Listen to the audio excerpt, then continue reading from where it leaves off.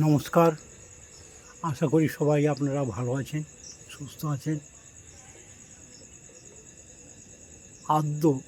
অদ্যকাল প্রভাতে আমি যখন মর্নিং ওয়ার্কে বাহির হইয়াছি, হঠাৎ দেখি আমার বাড়ির সম্মুখস্থ রাস্তায় উপেনের সঙ্গে দেখা হইয়া গেল। উপেন রবি ঠাকুরের সেই উপেন, হতভাগা উপেন আসিয়াছে। আমি বললাম, উপেন, তুমি এতদিন পরে গ্রামে আসিয়াছ, কী ব্যাপার? উপেন কহিল, দাদাবাবু আমাকে প্রথমে সে করজোড়ে নমস্কার করিল। আমি বলিলাম, তুমি ভালো আছো তো? কী করে থাকিব, ভালো থাকিব।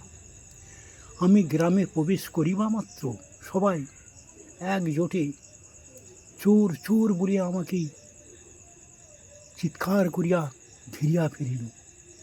আমি অবাক হইয়া ভাবিলাম, আমি চোর?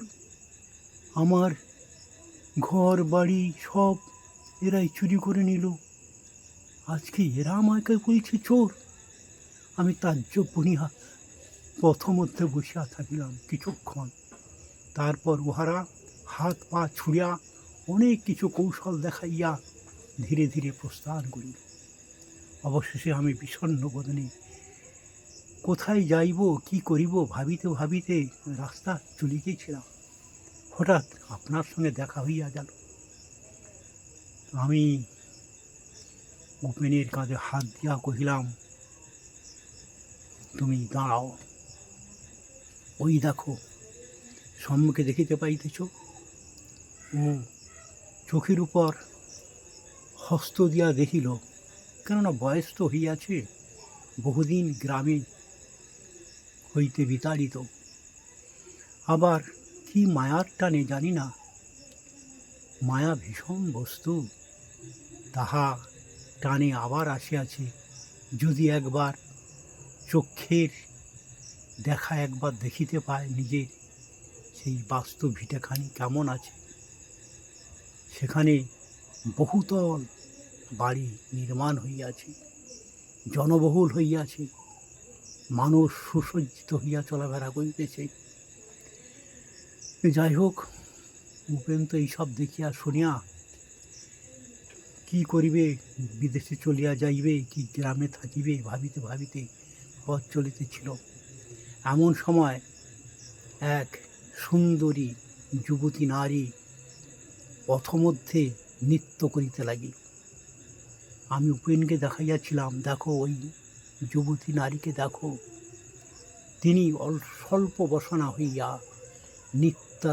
নৃত্যের তালে তালে উদ্যম নৃত্য করিতে লাগিল, এবং একজন সুপুরুষ ক্যামেরা হস্তে তাহার সামনে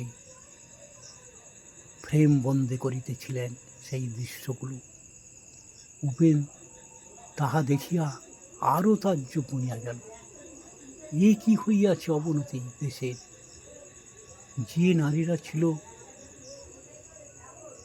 অসূর্য স্পর্শা, সূর্য যাদের মুখ দেখিতে পাইত না, এখন তাহারা রাস্তায় নামিয়া নৃত্য করিতেছে।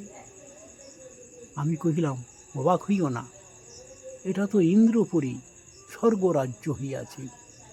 আগেকার যেমন মেনকা আরও সব অপ্সরীরা দেবরাজের সভায় নৃত্য করিত, এখন উহারা সেই রূপ ভাবিয়া লও। এটা তো দেবভূমি, এখানে নৃত্য করিতেছে। তখন উপেন আর কিছু দিকে নাহি তাহি তাকাইয়া ফন করিয়া চলিয়া গেল। শুধু একবার সে ইশারায় বলিয়া গেল, আর সে কোনোদিন ফিরিবে না। নমস্কার, ভালো থাকবেন সবাই, ভগবান সবার মঙ্গল করুন।